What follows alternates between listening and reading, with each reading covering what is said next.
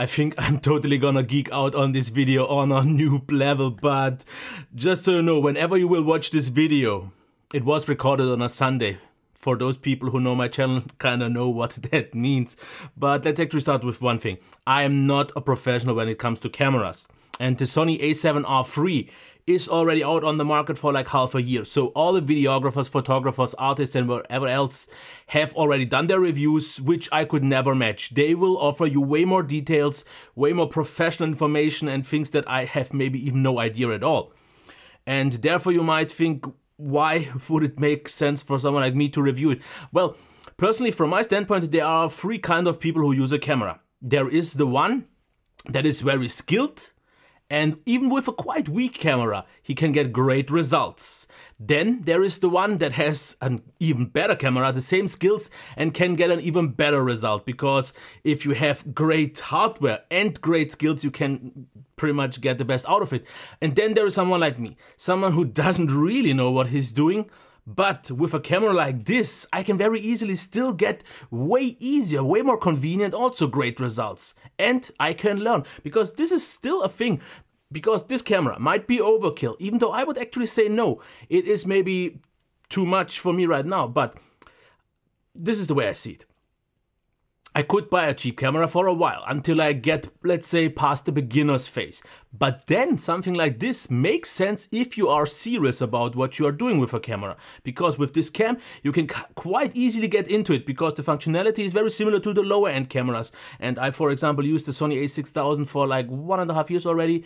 And the main things are actually quite similar. But with this one, you can grow and then you are safe for a couple of years. So in this video I actually want to go more into the pros and cons. First part will be more about the design and everything else, and later on about the quality, and then we'll see. But I would say let's actually switch to the cam for right now. This is the a7R III, and these are the two lenses that I got it with. So the first one is, as you can see here, the SEL50 f14Z. This one costs roughly 1500 euros. This one is the SEL 2470 GM, so 2000 euros. It's quite expensive, but let me actually tell you why these lenses might not be overkill, especially if you have a camera like the a7R III. First of all, this one, amazing quality, 1.4 Zeiss obviously. It has the modes and it's very easy to use. Great functionality, absolutely love this.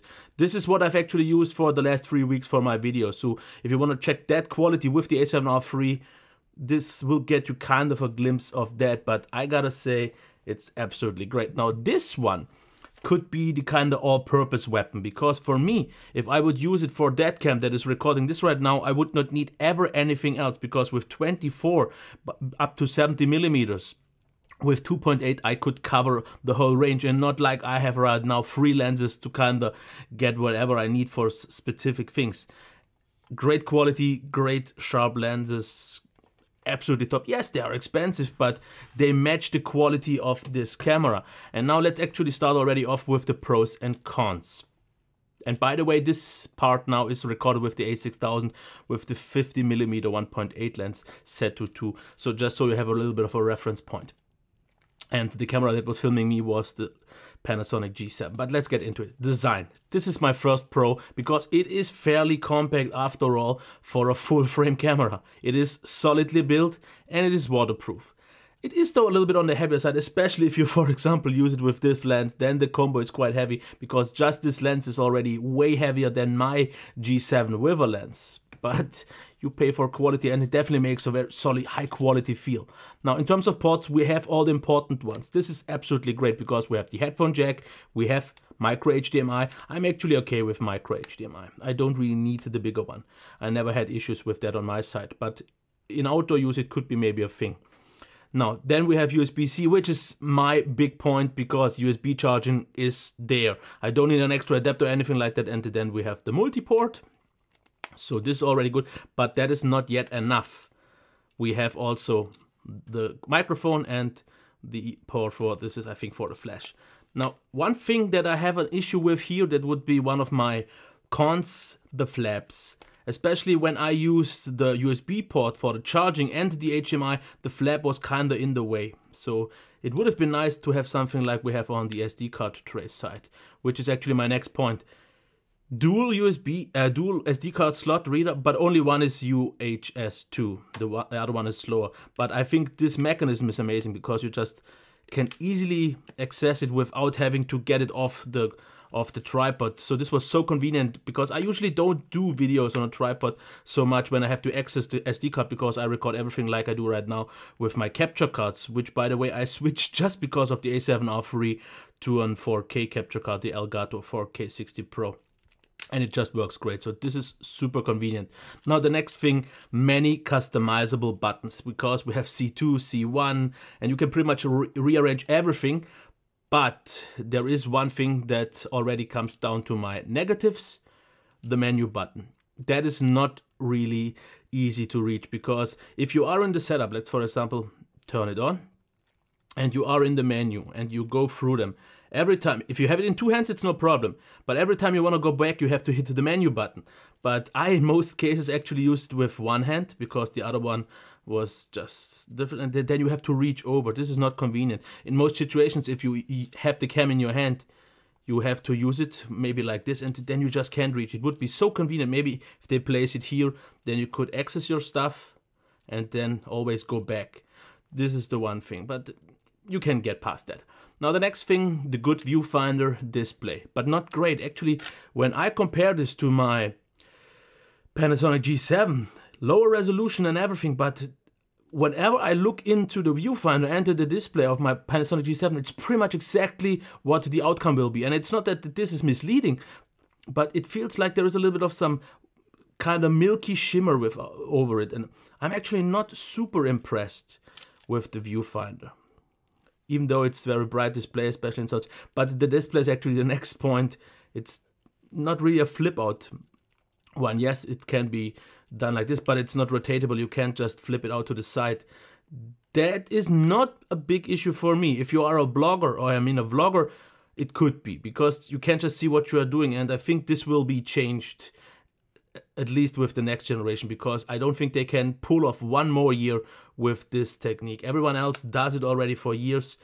And even though for me in the studio, with my use, it's not important, I actually didn't even use it all that much. It is a thing. But we also have a touchscreen this time. Actually, I just turned on the touch. I didn't really use it. The way I use the cam for video, I just don't need it. The next great thing though are the menus. And yes, I know many people will disagree with me, but actually by now it has become so much easier, and wherever something is, you kinda can remember things by now way easier. You can set things up and everything actually is in a position where it makes sense. Yes, there are still a ton of modes, but I really actually never had an issue. And then there is the big thing. We have my menu, where you can just pull all the stuff into it or put it in that you use on a regular basis. I since this is not my unit, I didn't really spend too much time with that, because the settings I needed I could access quite easily. So this is the great thing. But now let's get into a few other things.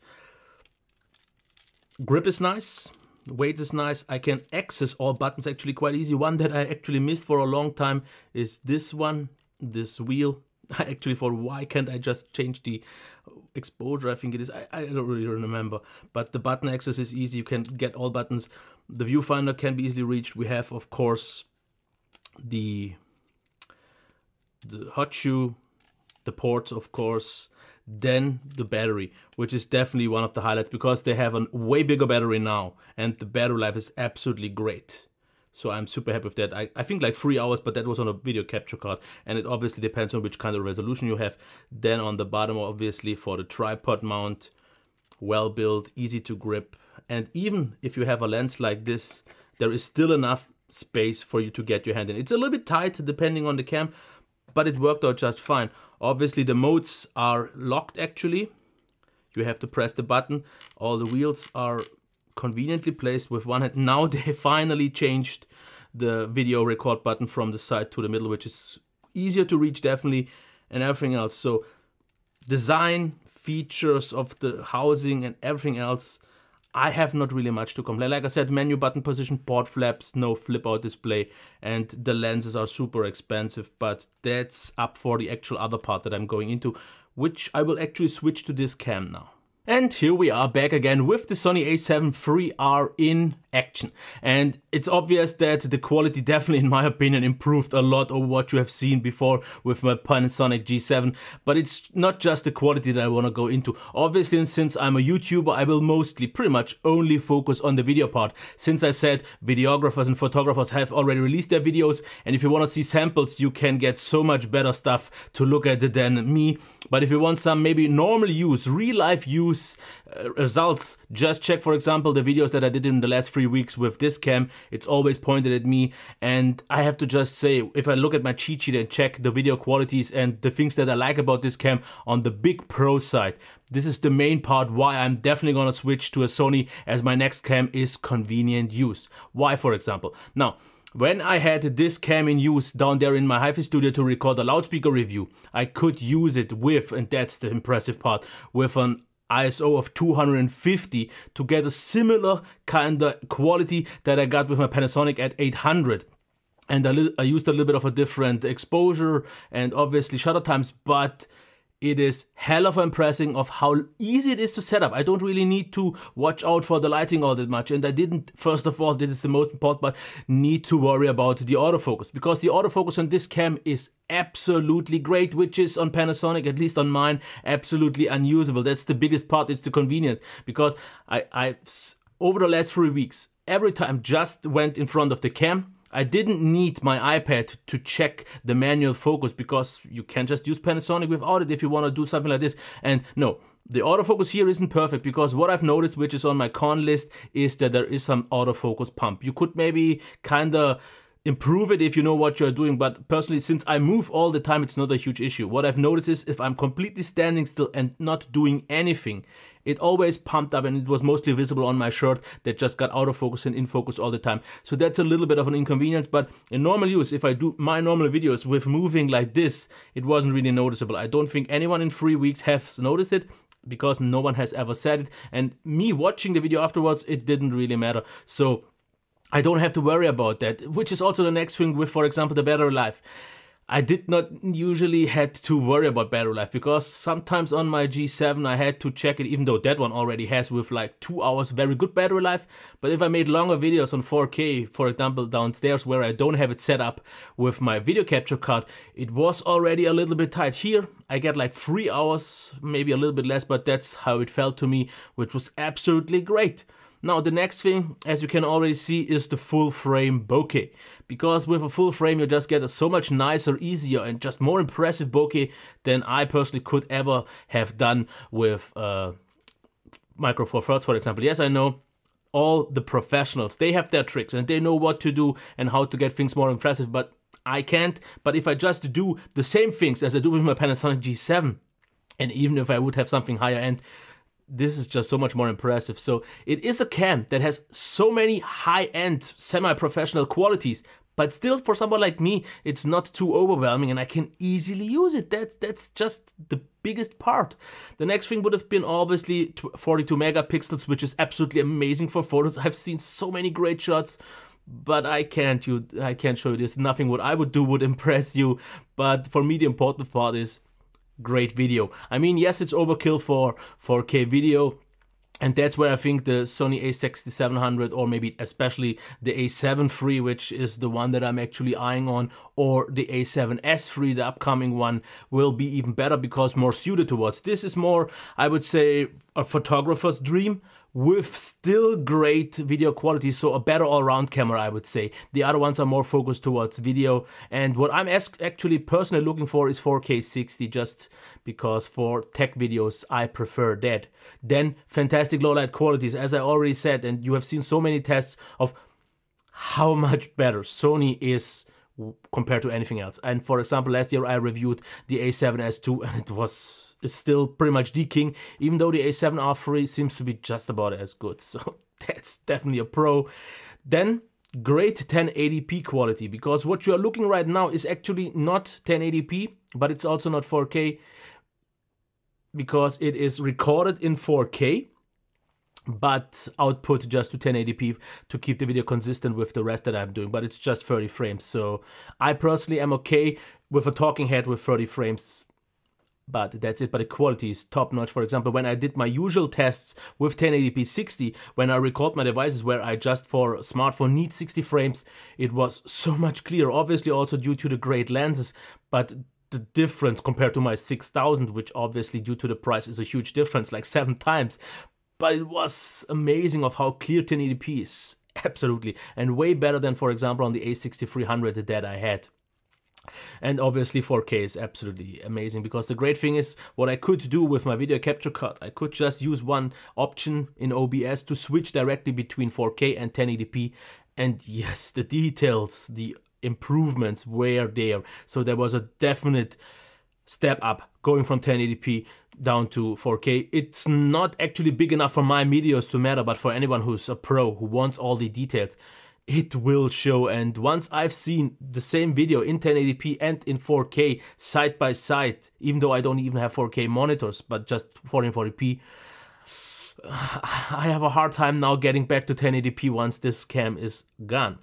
Now, colors, once white balance set is right, is my next pro, because as you can see, not everything in this shot looks actually right, because there is a little bit of a greenish kind of little bit of a tint in the background, and yes, I could actually get rid of that.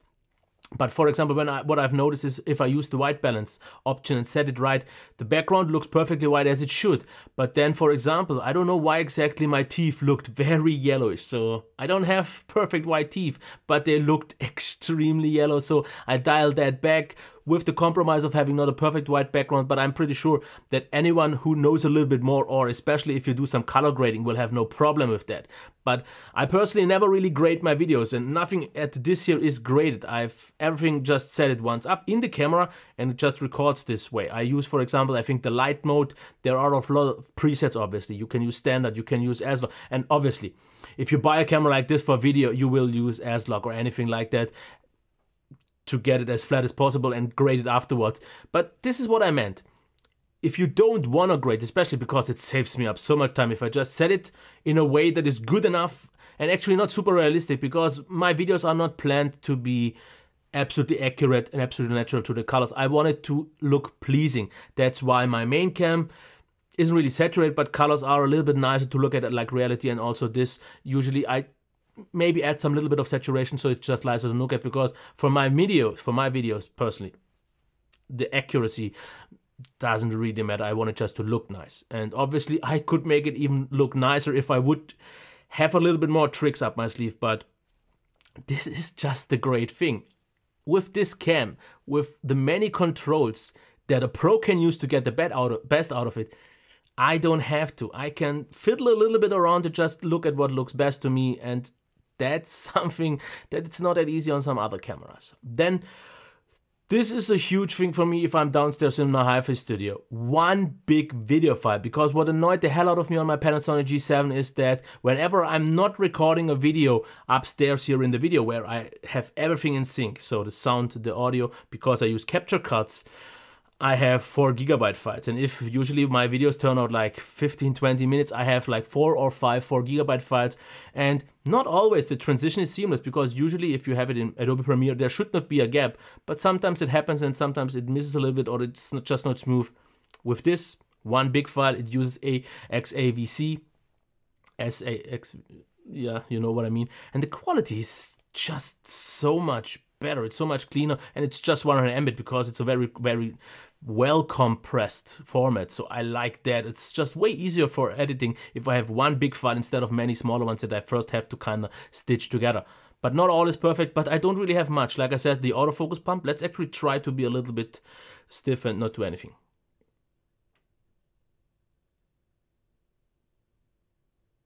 Actually, to be honest, I didn't really see it now happening. It did happen before, which is actually the next thing, because face detection auto mode is something that I'm not 100% sure, because I researched a little bit. Some people said it's just not available in video, but some say if you are in the right mode, if you do it right, it works. Not everyone did it get working. So I'm just gonna assume it's not really there, at least not in video in the way I recorded it. But if it is, Let me know in the comments, even though it won't really change much, because with my movement, a little bit of some autofocus pump that it had, which was a little bit annoying, did not really matter. And then, like I said, the white balance has to be tweaked, because if I just use what came out of the box, it looked a little bit wrong. But that's obviously also due to the lighting, because I use different kind of soft boxes. For example, the new one is way colder than the other one, which is just a thing if you buy low-end gear. But, for example, when I switched with my other cam to this colder light that is in front of me, besides the other ones, the colors got completely out of hand, which is not a thing here, because this is absolutely great colors compared to my G7, which I know if I would tweak it properly, if I would know what I'm doing, but I tried it, I can never get this natural look, because here colors look so natural. The skin tones look just way better. Of course, Canon seems to be doing best here, but Sony, for me, does a way more natural job, because with my G7, I tweaked it the way that I like to look at my skin tones, because what it does out of the box with the white balance, if I set it, just looks nothing that I want myself to look like. It maybe is actually accurate, but I get such a weird skin tone that I don't like. So I set it usually so the way I would like to look. But let's not stretch this any longer than it has to be. I absolutely love this cam, but it's not the right one for me. Personally, like I said already a little bit before, I'm eyeing towards either, because it's noticeably cheaper, the a7R once that arrives, or, which is for now, since it's already out, my strongest competitor, or the strongest option that I have, the a7R. It is noticeably cheaper. It's 2,200 euros instead of 3,500 euros here in Germany, so noticeably less, and it's more towards video anyways. It has all the qualities, all the important ones of the A9, but the better ergonomics of the a7R, the great quality, super sampling, all the good stuff. So this is for someone, like I said, more of an all-rounder who wants high quality photos but still great videos without pretty much any sacrifice in either way. So it's therefore a little bit more expensive, because it's a jack of all trades. It does everything well. It's not the best video cam, but actually way closer to the perfect photo cam from what I can see, even though, like I said, watch other reviews and you will see why this cam is so good for photos, but also for videos. I like the ergonomics, I like the battery life, I like the ease of use, and there is not much. If I just look at the negative parts that I've seen, menu button position is a small thing. Port flaps, not really. No flip out display, not a big thing for me, but due to the great autofocus capabilities, they kind of missed the opportunity to catch every vlogger with that, because it's a way better vlogging cam due to the autofocus than any GH5 would be. And then the lenses are expensive, but if the cam is so expensive, I kind of get that they are accordingly priced. And on the negative sides of the video quality, yes, there is the autofocus pump, which is not a huge issue, but I would have liked to have not seen that. But maybe you can give me some tricks of how to optimize that. Face detection auto mode, if it's even an issue, and the white balance. So smaller things that I think no pro will have an issue with, because they can circumvent them if they have some other issues, because I'm pretty sure that my use, which is kind of limited, doesn't show off all weaknesses of this cam. But that's the great thing. I don't see much to complain about, and I'm usually someone very picky. Of course, someone who goes way more in-depth in cameras, who does way more different stuff with than just recording me like I do right now, and sometimes in the other studio, and for some minor picture taking, I run into no issues. That's what makes it so convenient. So it is a camera. Great ergonomics, great design, great handling, easy to use, great qualities with just a few smaller downsides. And I guess that's why it was on most reviews one I've seen, or on most channels, kind of the best cam of the year, because checking the competition, especially for my needs, I don't see anything. Something like a GH5 sounds great, but Micro Four Thirds doesn't give me the bokeh that I want. The autofocus is pretty much unusable. Okay, yes, 4K 60 would have been the big thing, but especially when I wanted to jump to a second camera from my Panasonic G7, I checked it, the G80 or the G81. It was no option. That's why I actually took the cheaper one with the A6000, because for what I need it for, it's just way better. And I hope this was still helpful, because like I said, a very limited review in some regards, but it's a very normal, beginners-like user experience review. And if that's helpful to you, it would be really nice to maybe get a thumbs up. But other than that, more camera reviews upcoming, mostly from Sony because of the Axis. But let's just be honest, personally for me, no other camera comes even in my mind. Like I said, either the 6700, the A7S II, which will be a little bit too expensive for me to justify that price, or the A7 III. The rest, Panasonic, and I'm not a Sony fanboy or something like that, but Panasonic is just an option. I said, why? Canon doesn't really record 4K the way I wanted to, it's just way too big. So otherwise, the ones that Canon has with those qualities are way overpriced for what I could get it. And what else? There, Fuji isn't really an option, and what else? So my next cam won't be this, but definitely a Sony. And actually, I think I will have to switch twice, because I want 4K 60, and I have to find the best compromise, because I want 4K especially for this one and 4K for the other cams. So both have to be Sonys, because my A6000 just doesn't have 4K. That's why I should have switched to the A6300 or bought that one outright, but I didn't. But that's not anything that belongs here in this review, so let's just cut it off here and say goodbye.